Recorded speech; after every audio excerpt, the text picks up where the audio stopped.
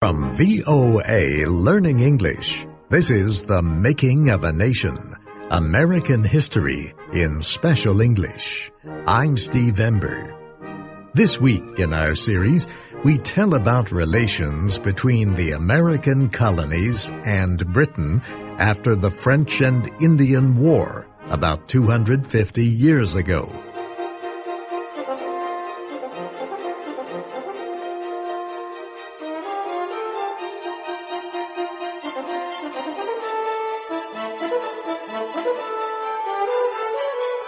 The French and Indian War was one part of a world conflict between Britain and France. It was fought to decide which of the two powerful nations would control North America. The British defeated the French in North America in 1763. As a result, the British took control of lands that had been claimed by France. Britain was now responsible for almost 2 million people in the 13 American colonies and 60,000 French-speaking people in Canada. In addition to political and economic responsibilities, Britain had to protect all these colonists from different groups of Indians. This would cost a lot of money. Britain already had spent a lot sending troops and material to the colonies to fight the French and Indian War. It believed the American colonists should now help pay for that war.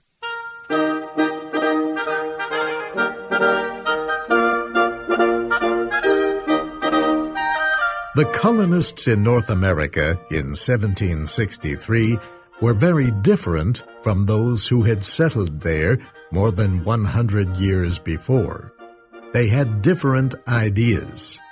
They had come to consider their colonial legislatures as smaller but similar to the British Parliament in London. These smaller parliaments had helped the colonists rule themselves for more than 100 years. The colonists began to feel that their legislatures should also have the powers that the British Parliament had.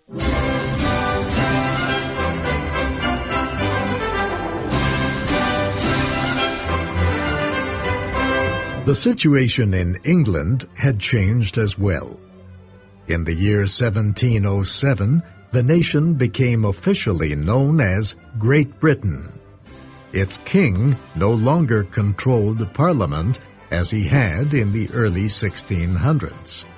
Then the king decided all major questions, especially those concerning the colonies. But power had moved from the king to the Parliament. It was the legislature that decided major questions by the time of the French and Indian War, especially the power to tax. The parliaments in the colonies began to believe that they too should have this power of taxation.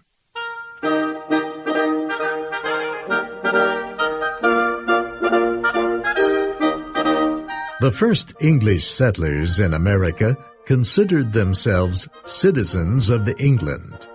They had made a dangerous trip across the ocean to create a little England in a new place, to trade with the mother country, and to spread their religion. By 1763, however, the colonists thought of themselves as Americans. Many of their families had been in North America for 50 to 100 years. They had cleared the land, built homes, fought Indians, and made lives for themselves far away from Britain. They had different everyday concerns than the people in Britain. Their way of life was different too. They did not want anyone else to tell them how to govern themselves.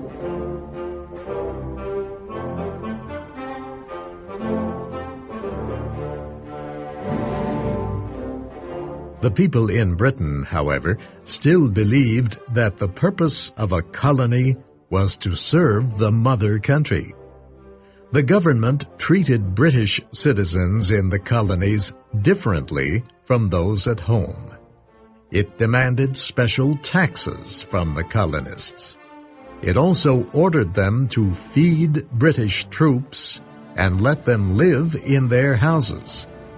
Britain claimed that the soldiers were in the colonies to protect the people. But the people asked, "Protect us from whom?"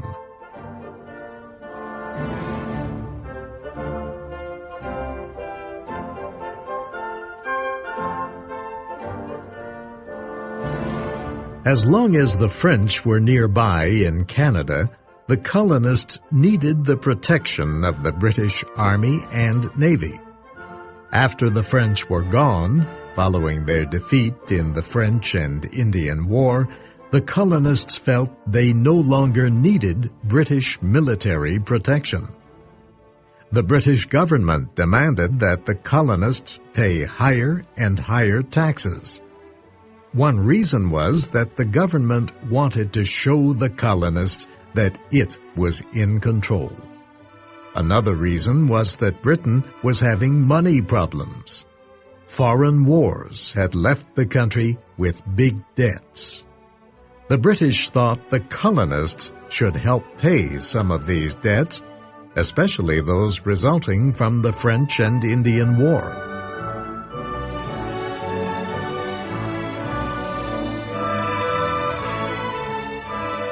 The American colonists might have agreed, but they wanted to have a say in the decision.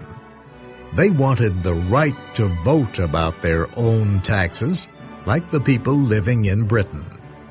But no colonists were permitted to serve in the British Parliament, so they protested that they were being taxed without being represented. In 1764, the British Parliament approved the Sugar Act.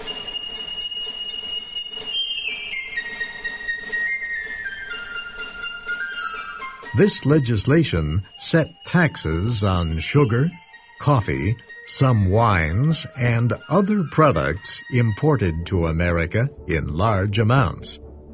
It increased the taxes on European products sent to the colonies through Britain. The British government also approved new measures aimed at enforcing all trade laws. And it decided to restrict the production of paper money in the colonies. The American colonists opposed all these new laws. Yet they could not agree about how to resist. Colonial assemblies approved protests against the laws, but the protests were all different and had no real effect. Business groups attempted to organize boycotts of goods, but these were not very successful until the British government approved another tax in 1765, a tax on stamps. The Stamp Act probably angered more American colonists than any earlier tax. Under this law, the colonists had to buy a British stamp for every piece of printed paper they used. That meant they would be taxed for every piece of newspaper, every document, even every playing card. The colonists refused to pay.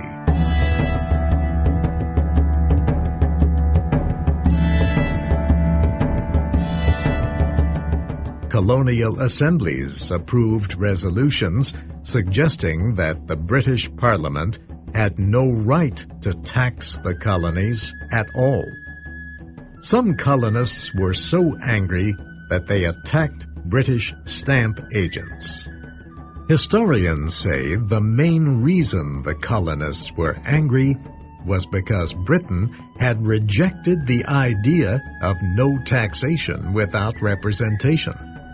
Almost no colonist wanted to be independent of Britain at that time, yet all of them valued their rights as British citizens and the idea of local self-rule.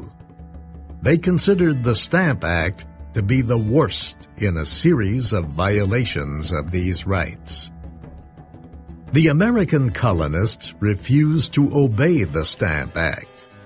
They also refused to buy British goods. Almost 1,000 store owners signed non-importation agreements. This cost British businessmen so much money that they demanded that the government cancel the Stamp Act. Parliament finally canceled the law in 1766. The colonists immediately ended their ban on British goods. But the same day that Parliament ended the Stamp Act, it approved the Declaratory Act. This was a statement saying the colonies existed to serve Britain, and that Britain could approve any law it wanted. Many American colonists considered this statement to be illegal.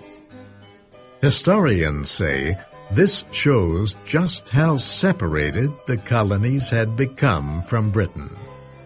Colonial assemblies were able to approve their own laws, but only with the permission of the British Parliament.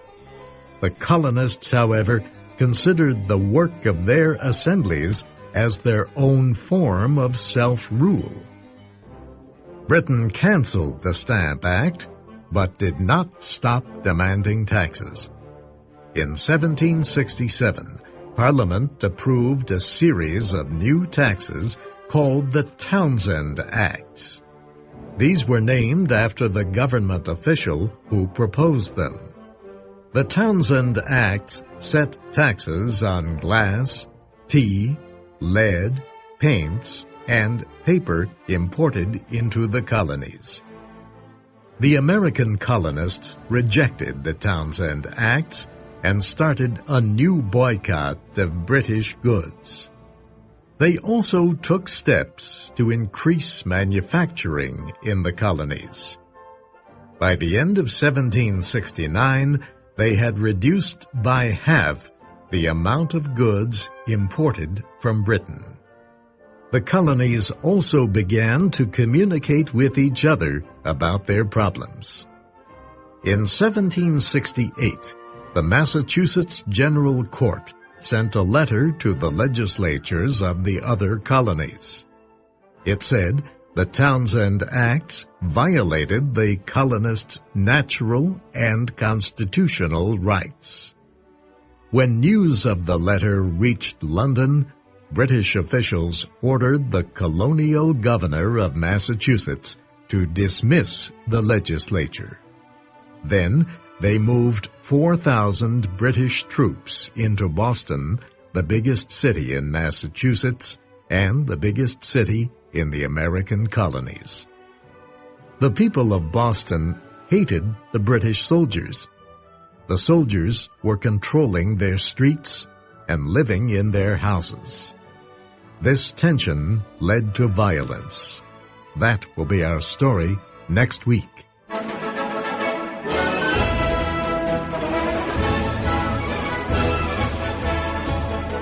You can find our series online with transcripts, MP3s, podcasts, and pictures at voaspecialenglish.com. You can also follow us on Facebook and Twitter at VOA Learning English. I'm Steve Ember, inviting you to join us again next week for The Making of a Nation, American History in VOA Special English.